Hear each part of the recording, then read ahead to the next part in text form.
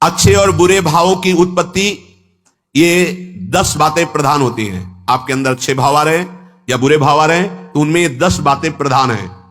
पहला, स्थान। आप कहां बैठे हैं, कहां रह रहे हैं, किस जगह खड़े हैं, आपको स्थान देख करके ही बर्ताव में उतरना है। जैसे मंदिरालय है, आप वहां खड़े होंगे तो तमोगुण अपने आप बढ़ने लगेगा, आसुरी प्रवृत्ति बढ़ने लगेगी। ऐसे ऐसे जिस स्थान पर खड़े होने से, देखने से, बात करने से हमारी वृत्ति बिगड़ रही, उस स्थान का तत्काल त्याग कर देना चाहिए, वहां से हट जाना चाहिए। पहला है स्थान। जैसे सत्संग, यमुना जी का एकांतिक पावन तट, किसी लता के नीचे, किसी संत भगवान के सानिध्य में, अब हमारा ये स्थान भजन वृत्ति बढ़ाएगा। उस व्यक्ति का घर जिसके पास जाने से वासनाएं बढ़ रही, उस स्थान में जहां दृश्य देखने से हमारे अंदर गंदी बातें आ रही, पहला है स्थान। दूसरा है अन्न। बहुत बड़ा प्रभाव अन्न का होता है। अगर अधर्म के द्वारा कमाया हुआ अन्न है तो बुद्धि अधर्म में ही लगेगी। यदि भोजन पकाते समय, रसोई रांधते समय आप विकारात्मक चिंतन कर रहे हैं तो कोई भी प्रसाद पाए उसके अंदर विकार जागृत हो जाएगा। अन्न का बहुत बड़ा प्रभाव पड़ता है। एक बार पूज्य पादुड़िया बाबा जी महाराज अपने परिकर के साथ भ्रमण में थे तो किसी बड़े धनी मानी ने निमंत्रण दिया, महाराज आज यहीं रुको। तो बाबा ने कहा हम लोग गांव के अंदर नहीं रुकते, तो बाहर कोई वृक्षों का समुदाय जंगल जैसा, तो उसमें वहां रुके, पर भोजन उनकी तरफ से, भोजन सबने पाया। जब सुबह हुआ तो महात्मा जन, साधक जन एक दूसरे की तरफ देखे और बोले आज तो हमको बड़ा दोष हुआ, गंदा स्वप्न आया और हमारा संयम बिगड़ गया। बोले ये तो हमको भी हुआ, जितने थे सबको हुआ। उड़िया बाबा के समीप गए, बाबा ने कहा अच्छा ऐसा हुआ, ये तो अन्न दोष है, बुलाओ अन्न पवाने वाले को, फिर चलेंगे। बुलाया और बाबा ने कहा बिल्कुल सत्य बोलना, नहीं तो आप जानते हो इतने महात्माओं के संयम को आपने भ्रष्ट कर दिया, सत्य बोलना क्या बात थी। तो उनका महाराज संतान नहीं हो रही थी, सुना था आप बहुत सिद्ध महापुरुष हैं तो आपके परिकर को इसीलिए पवाया, अंदर काम भाव था, ये हमारी कामना थी कि संतान उत्पन्न हो, वैसे चिंतन करते हुए बनाया ऐसे। बोले सबका संयम नष्ट कर दिया, होश में, नरक जाने वाली बात मत सोचो। अरे संतों को पवाओ जैसे अपने पुत्र को पवाते हैं, ऐसी भावना करनी चाहिए। आज हो भाग्य तो परिणाम खुद मंगल में निकलेगा। काम भाव से युक्त होकर क्यों बनाया, सब संतों के अंदर विकार पैदा कर दिया। अन्न का प्रभाव पड़ता है, हम जैसा अन्न पाते हैं वैसा। कई बार सुनाया है, सिद्ध महापुरुष पूज्य प्रातः स्मरण श्री बलराम दास जी महाराज झाड़ू मंडल के, यमुना के पावन तट पर ही है, रासमंडल के पास ही, वो अपने एक लता के नीचे बैठे हुए भगवत चिंतन कर रहे थे। अचानक यमुना जिस नजदीक है तो कोई माई स्नान किए हुए निकली तो नेत्रों ने देखा और विकार उत्पन्न हो गया। वयोवृद्ध सिद्ध महापुरुष, उन्होंने कहा आप तो इस शरीर को नष्ट कर दूंगा। शिष्यों ने कहा महाराज ऐसा क्यों? बोले किसी माता के शरीर को देखकर हमारे अंदर विकार क्यों आ गया? ऐसा नहीं, आज तक कभी नहीं हुआ, ऐसा क्यों हुआ? उनका महाराज आपस में सब शिष्यों ने कि कुछ ना कुछ तो खान पान में गड़बड़ी हो गई तभी ऐसा हुआ। बाबा आज परिक्रमा करते हैं वृंदावन की, बाद में आप जो आदेश करेंगे जैसा करेंगे, पहले परिक्रमा। वृंदावन की परिक्रमा का बहुत बड़ा प्रभाव। जब कभी मन आपका ऐसा विक्षिप्त हो, परेशान हो, तत्काल परिक्रमा प्रारंभ कर देना, नाम जप करते हुए। आप देखना परिक्रमा पूरी होते होते शांति हो जाएगी। बाबा ने खूब नाम कीर्तन करते हुए शिष्यों के साथ परिक्रमा दी, मन का विकार शांत हो गया। उनका ऐसा कैसे हो सकता है कि हमारे अंदर विकार आ गया? ये बड़ी सूक्ष्मता का विषय है। कल प्रसाद कहां से आया था? उस समय लाड़िले गोविंद देव जी महाराज यहीं विराजमान थे वृंदावन में। बोले तो ठाकुर गोविंद देव जी का प्रसाद आया था। लकुट उठाई गए, वो तो भगवत स्वरूप तस्मित जने भेदा भावात, भगवान और भगवान के ऐसे जनों में भेद नहीं होता, वो भगवत स्वरूप होते हैं। गए और कहा बताओ आपका प्रसाद न पावे तो अपराध लगे कि प्रसाद नहीं पाया, और प्रसाद पावे तो हमारे अंदर काम जागृत हो जाए, हम तो मरे ना दोनों तरफ से। तो ठाकुर जी बात कर रहे थे, दूसरों को नहीं सुनाई दे रहा था। कह रहे थे कि देखो नाराज मत हो, कलकत्ता की वैश्या थी, उसने भोग लगाया, अब उसने भोग लगाया तो हमने चख पाया, तो आपको प्रसाद का किनका लेना चाहिए? किसने कहा था कि पूरा प्रसाद पाइए? जला किनका ले लेते हो, मधुकरी पाते। हाँ ये बात आपकी मान, तो हमारा तो पूरा विश्व है, कोई भी भोग लगाएगा हम तो पाएंगे। और हमारे प्रसाद की निष्ठा आप सबके हृदय में, तो किनका लीजिए, पूरा मत पाइए। सोचिए, भगवत अर्पित प्रसाद और वृत्ति, भगवान ने आदेश किया किनका पाओ, माधुकरी मांग के खाओ। यहां वर्णन कर रहे हैं, यदि हम अन्न थोड़ा भी हमारे अंदर दूषित चला गया, तो जब कभी ऐसी विकार की भावना हो, आपके अंदर विकार बन रहा है, तो खोजिए। आपने कोई दृश्य देखा है, आपने किसी से बात की है, आपने कोई ऐसा संकल्प बनाया, नहीं, तो फिर भोजन दोष आ गया। अब आज उपवास कर दो, जब तक वो वृत्ति न नष्ट हो तब तक कुछ मत पाना। जल से काम चलाना, तो एक दिन एक पहर अपने आप शांत हो जाएगा। अगर बहुत विकलता हो रही तो नाम कीर्तन शुरू कर दो, भोजन मत पाना, नाम कीर्तन शुरू, बिल्कुल शांति मिल जाएगी, बिल्कुल। और ये तो उदाहरण महापुरुष इसलिए देते कि हम सावधान रहें। हमारे अच्छे भाव या बुरे भाव में ये 10 बातें बहुत प्रभाव डालती हैं। पहला स्थान, दूसरा अन्न, और तीसरा जल। पानी भी बहुत संभाल के ले। आजकल तो देखो प्राय ऐसे दांत से प्लास्टिक नोचेंगे, ऐसे पानी पिएंगे, कब भरी गई, कहां भरी गई, कैसा पानी, बड़ा देखो कैसा हमारे भजन साधन के लिए विक्षेप पैदा होता चला जा रहा है। पहले सुंदर सरोवरों का जल, मतलब 15 वर्ष तो गंगा जल ही केवल पिया है, जो आकाशवृत्ति से मिला नहीं, गंगा जल ही पिया है। कुआं का जल, फिर आया हैंडपैप का जल, अपवित्र होने लगा। हैंडपैप में जो वाशर, अगर वो कहीं चमड़े का पड़ा हुआ है तो अपवित्र जल हो गया। अब हैंडपैप का भी अंतर ध्यान स्वरूप हो गया, अब तो नहीं दिखाई देता। अब रह गया है मोटर से निकले और फिल्टर में जाए, वो मशीन जो फिल्टर करती है पानी को, आरओ, उससे। अब वो जिनके पास है तो है, नहीं तो परिक्रमा लगाया हो, आपको पानी पीने को नहीं मिलेगा। देखो कैसा समय आ गया। भोजन, पहले कोई दगाबाजी भोजन में तो नहीं करता था। गांव में जब जिसके यहां दूध बेचा जाता था ना, उसको बहुत लघु दृष्टि से देखा है, गाय माय एक बराबर होती है, ये दूध बेचता है। 10-5 किलो मठा तो आप ऐसे मांग के ले सकते थे, अगर अड़ोस पड़ोस में वो मठा मिल जाएगा। जब कोई उत्सव होता, फ्री दूध 100-200 500 किलो पूरे गांव के सब दे देते, कोई ऐसे बेचता था। अब दूध नहीं, जब बूढ़े लोग बैठते थे कहते थे पानी बिकेगा आगे चल के। आज पानी बिक रहा है, नहीं बिक रहा, पानी बिक रहा है।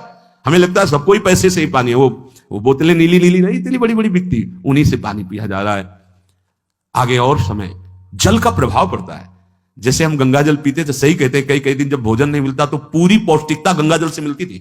गंगा माता के जल से ऐसा लगता था मानो हम परम पावन अमृत पान कर रहे हैं, सारी पौष्टिकता मिलती थी। कुएं का जल अपने आप में पौष्टिकता से युक्त होता है, जो हमें चाहिए। आज देखो जल की समस्या हो गई। पवित्र जल पीने के लिए हम तरस रहे हैं, कहां हो जल, और कैसे मिलेगा जल? या तो आप पैसे वाले हो तो आप खरीद करके पीजिए, नहीं तो अब वो जल नहीं रह गया कि कुएं से निकाला पी लिया या सरोवर से पी लिया, या कैसा दुर्भाग्य है। जल का बहुत बड़ा योग है साधना में। जैसे स्थान का तो परम पावन वृंदावन धाम, अन्न का तो अब हम भगवत प्रसाद पाते हैं, तो जल का बहुत बड़ा योग है। आज दूषित होता चला जा रहा है, क्योंकि अब हाथ की बात नहीं रह गई है कि आप सुंदर कुआं से जल लें या सरोवर से जल लें या आप नदी से जल लें। हाँ, स्वामी जी के लिए लिखा हुआ है कि रोज यमुना स्नान और रोज यमुना जल ही पान।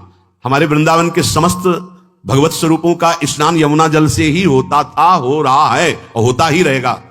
बिहारी जी के लिए आज भी कलश में भरकर यमुना जल ही जाता है। तो वो कपड़ा से ऐसे ढक के, जब हम 2 बजे परिक्रमा देते थे तो एक महाभागवत है, वो किसी को छूते नहीं, दूर से कहते छूना मत, बिहारी जी के लिए जल जा रहा है स्नान के लिए बिहारी जी का। फिर चौथा है आपका परिकर, जहां पर रह रहे हैं वो समुदाय, चाहे परिवार हो या आप समुदाय, वो कैसा है, रजोगुणी है, तमोगुणी है, सतोगुणी है या त्रिगुणातीत भागवतिक है, उसका प्रभाव पड़ेगा। पांचवा है आपका पड़ोस, आसपास वाले घर, जैसा है वैसा प्रभाव पड़ेगा आपके ऊपर। पड़ोस निंदनीय है तो बंधन से युक्त होना पड़ेगा। लंका के पड़ोस में रहने के कारण अगाध महिमा वाले समुद्र को बांध दिया गया, रघुनाथ जी ने पुल बांधा और दंड देने के लिए तैयार हो गए थे सरकार, अग्निबाण संधान कर लिया था, पड़ोस के कारण ही तो ना, पड़ोसी रावण था। इसीलिए आस पड़ोस का बड़ा प्रभाव पड़ता है। फिर अगला है दृश्य, इस पे बहुत सावधानी की जरूरत है। ये मोबाइल भगवान चल गए हैं, बहुत विस्तार से चल गए हैं। अब कोई छोटा मोबाइल रखना नहीं चाहता, सब वो स्क्रीन वाला रखना चाहते, टच मोबाइल।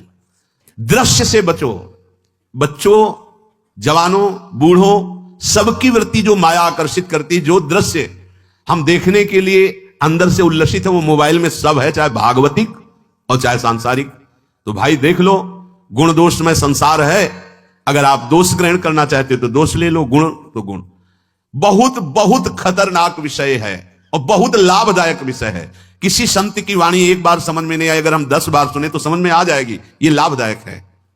कभी कोई किसी से बात करनी, पहले जा तो पोस्ट कार्ड चलते थे, एक कार्ड, वो 15 पैसे का इतना बड़ा वाला आता था, 25 पैसे का बंद वाला लिफाफे में आता था, नीले नीले कागज का 15 पैसे वाला कार्ड, उसमें चिट्ठी जाती थी महीनों में। कभी यहां 1 मिनट में अमेरिका से बात कर लो, कितनी बढ़िया बात हो गई। उसका दुरुपयोग ना करो। अब हमारी इतनी चंचल वृत्ति है कि दुरुपयोग करने के लिए उत्साह बढ़ जाता है। बोले अब सब काम हो गया है, अब एकांत सेवन कर रहे हैं, अंदर से सिटकिनी बंद और मोबाइल भगवान का संग शुरू। 2-4 मिनट सत्संग और अच्छे दृश्य देखे, फिर बगले में वहां सब होता है कि आप बस उसको ऑन कीजिए, फिर जो मनोरंजन शुरू होता है, फिर उपासक मिटिया मेट हो जाता है। ये बहुत सावधानी की बात कह रहे हैं। वैसे हमें लगता है यदि आपको इस बड़े कार्य वाले ना हो तो छोटा मोबाइल रखे तो अच्छा रहता है। तो इसलिए ये एक ऐसा कलयुग भगवान ने रचा है कि बचा पाना बड़ा मुश्किल है। इससे वृत्ति को बचाओ, जो बचा ले गया वो आगे साधना कर सकता है। बहुत सावधान बच्चों। हमें लगता है यदि आपका मन चंचल हो, आपके शासन में ना हो, तो स्क्रीन वाला मोबाइल अपने माता पिता को दे देना चाहिए। और हम कहते हैं रखो, छोटा वाला रखो, कभी कोई आपत्ति विपत्ति या सूचना देनी हो, बढ़िया काम करता है। जरूरी नहीं है इतना बड़ा लेके चलना। हाँ, अगर आपको बहुत राजकीय विभाग के कार्य हैं तो बात अलग है कि कौन सी सामान कहां कैसे, तो वहां से वीडियो भेज रहा है, वो चेक कर रहा है, यस हाँ ठीक है अब चलाओ। अपने को क्या काम है? सत्संग अगर सुनना है तो सत्संग सुनने के अलग यंत्र आते हैं, चला दो उसमें, वो इतनी बड़ी लगती है, उसमें चिप पेन ड्राइव ऐसे लगा दो और सत्संग सुनो। जरूरी वो दृश्य वाला रखो। यहां कहने दृश्य, अगर गलत दृश्य देखा तो बावरे बन जाओगे और अच्छा दृश्य देखा तो भगवान के मार्ग के पथिक बनोगे। तो देखो, अच्छे दृश्य में भी दोष दर्शन की वृत्ति की गुंजाइश है।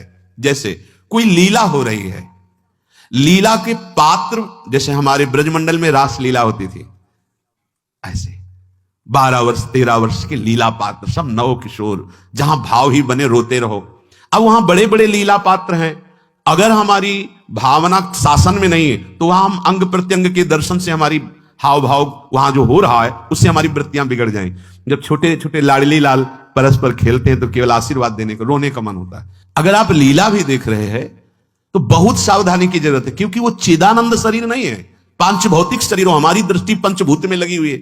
नाम जप करो, लीला गायन करो, फिर देखो जो लीला, अरे यही जीवन का परम सुख मिलेगा, सच्ची मान लीजिए। बस हम बार बार ये कहते हैं मोबाइल का सदुपयोग कीजिए, दुरुपयोग नहीं। मोबाइल बुरा नहीं, उसका प्रयोग बुरा है। दृश्य और साहित्य, वैसे ही मनोवृत्तियां फिसलने वाली हैं, और जब ये आ गया कि फिसलाने में कितना लाभ है तो ऐसा कोई साहित्य और आलोचना, ऐसी कोई वार्ता ना करे जिससे हमारे अंदर गंदे भाव आवे। यदि अच्छी चर्चा करते तो अच्छे भाव आते हैं। देखो अभी ऐसी कोई भावुक चर्चा होने लगे तो सबका हृदय द्रवित हो जाएगा, और गंदी चर्चा हो तो हमारा हृदय विकार युक्त हो जाएगा। और कार्य, आप जो कार्य करते हैं उसका प्रभाव आपके मन के ऊपर पड़ता है। और उपासना, आप उपासना भोगों की करते हैं या योग की करते हैं, ये 10 से भाव बनते हैं और 10 से भाव बिगड़ते हैं। स्थान, अन्न, जल, परिवार, अड़ोस पड़ोस, दृश्य, साहित्य, आलोचना, आजीविका का कार्य और उपासना। यदि ये भागवती हुए तो आपके अंदर भगवत भाव बढ़ेगा, और यदि ये रजोगुणी तमोगुणी हुई तो आपके अंदर आसुरी भाव बढ़ेगा। इन 10 से सावधानी पूर्वक व्यवहार होना चाहिए। जैसे आस पड़ोस में है तो बड़ी सुविधा है, यहां कोई किसी से मतलब नहीं रखता, बगल वाला कौन है किसी से मतलब, ये बढ़िया है। ज्यादातर गांव में होता है, अपने यहां ये अच्छा है कि जैसे आप अपने कमरे में गए, किसी से कोई मतलब नहीं है, वैसे ऐसा ही जीवन रखना चाहिए। और ये ज्यादा जो व्यवहार मित्रता बढ़ाने वाला विषय, ये धाम में नहीं है। वृंदावन में ऐसा नहीं व्यवहार रखना चाहिए। आपके पड़ोस में कौन रख रहा है आपका परिचय नहीं होना चाहिए, कौन कौन रह रहा है आपकी जानकारी नहीं होनी चाहिए। नजर नीची की, अपने कुटिया में गए, अपने ठाकुर जी से मतलब, अपने भजन से मतलब। ना पड़ोसी को कुछ देना चाहिए ना लेना चाहिए, बात समझ लेना। कि जैसे आज उत्सव है, उनको हम बुलाते हैं, वो हमारे यहाँ, ये व्यवहार यहाँ नहीं है। बनवासी हो, ठाकुर का भोग लगाया, और अगर आपको बांटना है तो बाहर निकलो, आधा किलोमीटर दूर ऐसी जगह बांटो जो तुम्हें राधे श्याम दोबारा ना बोले। फिर वो तुम्हें बुलाएगा, फिर वो बैठेगा, फिर प्रपंच की बातें होंगी, निंदा स्तुति की होंगी, फिर बड़ी संगोष्ठी होती है, पता चलता है। क्या फायदा ऐसे जीवन से? आप वनवासी हो, समय एकांत में दीजिए, अपनी कुटिया में बैठिए, नाम जप कीजिए, निकलिए, सत्संग सुनिए, ठाकुर दर्शन कीजिए, परिक्रमा कीजिए, फिर अपनी कुटिया में। ज्यादा व्यवहार में नहीं उतरना चाहिए, ये वनवास है, वृंदावनवास। सत्संग का सेवन, रजोगुण तमोगुण का त्याग, तो दुष्संग से आप बच जाएंगे। दुष्संग से बचने का मतलब है काम क्रोध मोह स्मृति भ्रंश बुद्धिनाश सर्वनाश कारणत्वात्। देवर्षि नारद जी कहते हैं अगर दुष्संग का त्याग हो गया तो आप काम का, क्रोध का, मोह का, जो हमारी भगवत स्मृति का नाश कर देते हैं, जो हमारी बुद्धि का नाश कर देते हैं, जो हमारे सर्वनाश करने वाले हैं, इनका त्याग कर पाएंगे। कुसंग अगर हो गया तो इनका त्याग नहीं हो सकता, बहुत कठिन हो जाता है। भगवत संबंधी तत्वबोध होना या भगवत रहस्य लीला में प्रवेश पाना, जो अपनी इंद्रियों को भोगों में तृप्ति कराने की कोशिश कर रहे हैं, उनका चिंतन भोगों का ही होगा। तो कैसे तत्वबोध होगा, कैसे लीला में प्रवेश होगा, बस ध्यान देना है, कैसे हो पाएगा? क्योंकि जिस चित्त वृत्ति से भगवदाकार हमें वृत्ति करनी थी, वो तो हमने भोगों के चिंतन में लगा दी, भोग क्रियाओं में लगा दी। एक स्थिति होती है जब आपकी चित्त वृत्ति भगवदाकार हो गई है, तो व्यवहार में रहते हुए भी विषयान ग्रहणंत मुंचंत वा, खान पान, उठना बैठना, है सब बाहरी क्रियाएं हो रही हैं, अंतर से वो अपने आराध्य देव में सदैव स्थित रहता है। उसका परिचय आपको जब ऐसे महापुरुष का सानिध्य मिलेगा तो आप विषय सेवन करते हुए भी निर्विषय रहेंगे। आपके अंदर विषयों की प्रियता नहीं रह जाएगी, आपके अंदर एक प्रबल वैराग्य, ऐसी धारणा बन जाएगी, कुछ नहीं, कोई भी तुम्हें प्रभावित नहीं कर सकता। यद्यपि खान पान, हर्ष आदि की सब व्यवहारिक वृत्तियां हैं, पर उस महापुरुष का प्रभाव ऐसा होगा कि आपका हृदय निर्विकार हो जाएगा। और बहुत ही त्याग की सब बातें की जा रही, लेकिन हृदय भी सही है तो संग से विषय रंग बढ़ जाएगा। ये देखा गया है। हृदय अगर निष्प्रिय है, जिसका हम संग कर रहे हैं, तो उसका परिणाम निष्प्रिय निकलेगा। व्यवहार में कुछ भी हो, निष्प्रियता ही आपकी बढ़ेगी, निर्विकारता बढ़ेगी, क्योंकि उसकी स्थिति का संग हो रहा है, उसका प्रभाव पड़ रहा है। तो सर्वनाश की जड़ है विषय चिंतन। यह बहुत बड़ी बात है, विषय चिंतन सर्वनाश की जड़ है। यहां विषय भोग नहीं कहा, क्योंकि चिंतन का परिणाम भोग है। पहले चिंतन होता है। साधक ध्यायतो विषयान पुंसः संगस्तेषु उपजायते, संगात् संजायते कामः, कामात् क्रोधो विजायते, क्रोधात् भवति सम्मोहः, सम्मोहात् स्मृति विभ्रमः, स्मृति भ्रंशात् बुद्धिनाशो, बुद्धिनाशात् प्रणश्यति सर्वनाश। कैसे हुआ? ध्यायतो विषयान पुंसः, विषयों का चिंतन। इसीलिए अनन्यस् चिन्तयन्तु माम भगवान आदेश करते हैं। विषय चिंतन ना होने पाए, बिना चिंतन किए आपको कोई भी सुख नहीं मिल सकता। आप देख लीजिए, जगत के किसी भी भोग का सुख नहीं मिल सकता।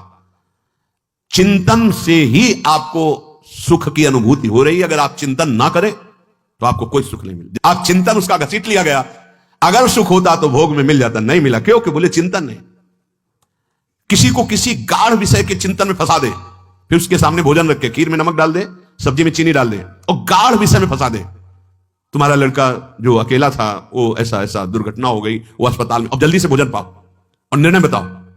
वो बिल्कुल नहीं बता पाएगा कि खीर में नमक था, सब्जी में चीनी थी। उसका चिंतन वहां फंस गया। अगर ऐसे चिंतन हमारा प्रियाजू में फंस जाए तो संसार के सब क्रियाएं होते हुए भी वो परमहंस है, वो विदेह है। चिंतन, हम लोग चिंतन में चूक कर देते हैं तो फिर क्रियाओं में हमको बंधना पड़ता है। नहीं, सच्ची माने कोई भी क्रिया उसे बांध नहीं सकती। तो क्या जिनका भगवत चिंतन होता है वो असत क्रियाएं भी करते हैं क्या? तो बोले जब चिंतन ही नहीं तो असत क्रियाएं कैसे हो सकती है? पहले क्रिया के असत चिंतन होता है। आप देखना, कोई भी कार्य पहले चिंतन होता है। इसीलिए यहां कह रहे हैं ध्यायतो विषयान पुंसा संगस्तेषु उपजायते। पहले, सबसे पहले विषय का चिंतन होता है।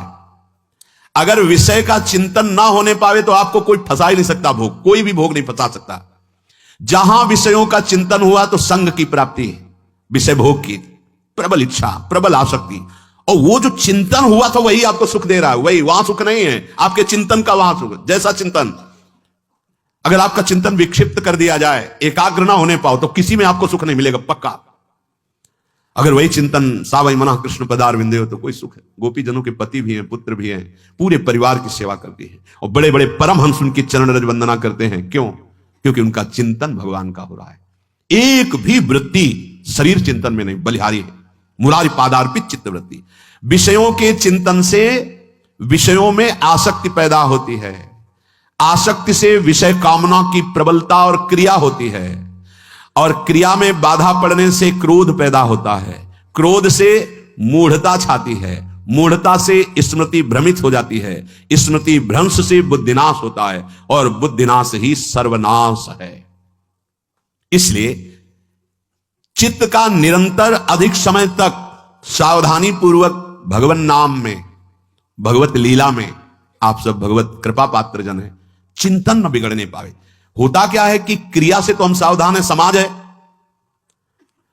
क्रिया से तो हम सावधान, क्योंकि समाज भी है, व्यवहार भी है सामने, लेकिन चिंतन तो कोई नहीं जान रहा ना, अंदर ही अंदर हम क्या चिंतन कर रहे हैं। तो साधक चूक कर बैठता है। देखो, बाहर चूक होगी तो उसका प्रायश्चित हो ही जाएगा, चार लोग निंदा करेंगे, पिटोगे, अपमानित होगे, प्रायश्चित। लेकिन अंदर जो हमारा गलत चिंतन हो रहा है, पूरा का पूरा अंदर हृदय मलिन कर देगा, हमें उस बात का प्रायश्चित भी नहीं होगा, हमें जलन भी नहीं होगी कि हम गलत चिंतन कर रहे हैं, क्योंकि सावधान नहीं है। खास बात साधना में चिंतन संभालने की है। काम क्रोध मोह स्मृति भ्रंश बुद्धिनाश सर्वनाश कारणत्वात्, देवर्षि नारद जी कह रहे हैं।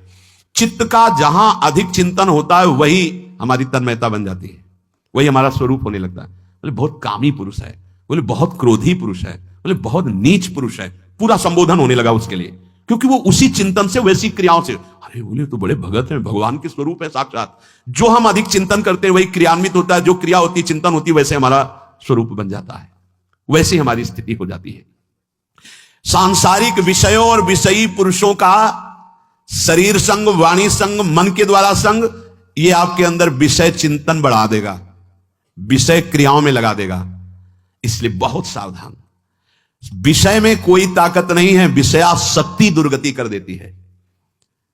एक बार देवर्षि नारद जी जनक जी से कहा कि आप विदेह राज कैसे हैं, पत्नी भी है, परिवार भी है, सब वैभव भी है, वो आप एक राजा होते हुए विदेह राज।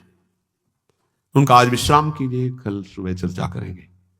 तो रात्रि में अपने शयन गृह में देवर्षि नारद जी को शयन कराया और अपनी अर्धांगिनी से कहा कि आप जाकर शयन कीजिए देवर्षि नारद जी के साथ, जो आज्ञा।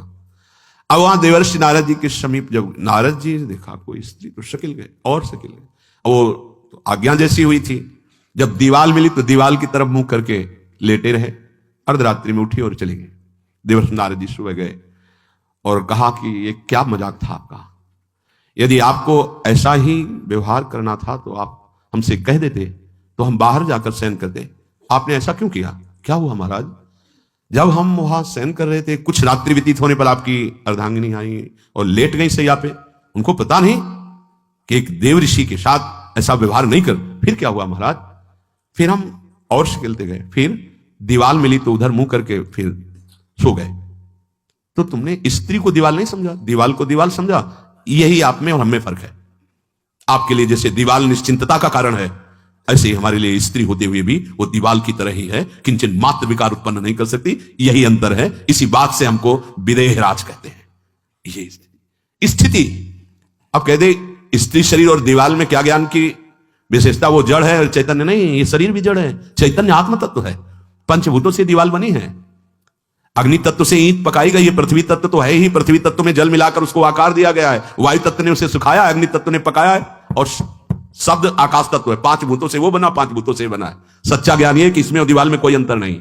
चैतन्य घन आत्म तत्व के कारण ये चलता फिरता नजर आता है, और वो खड़ा स्थायी जड़ दिखाई दे रहा है। इसमें भी भगवान है, उसमें भी भगवान है, इसमें भी पंचभूत है, उसमें भी पंचभूत है। नरसिंह भगवान खंबे से प्रकट हुए थे, बस केवल अज्ञान के कारण जड़ चैतन्य का भेद है। तो आप समझ में आया। ये जो हमारे अंदर भोगों की आसक्ति है, यही कामना प्रकट करती है, यही पाप प्रकट करती है, यही हृदय को मलिन कर दे। इसलिए हम अपने चिंतन को संभालें, चित्त चोर के चरणारविंद का चिंतन करें, निरंतर नाम जप करें, भगवद आश्रित रहें। प्रभु अपने भक्तों की रक्षा करते हैं, जैसे मां अपने बच्चे की। करूं सदा तिनके रखवारी, जिम बालक राखे महतारी। राधा राधा राधा शेष जागे। श्री राधा वल्लभ लाल।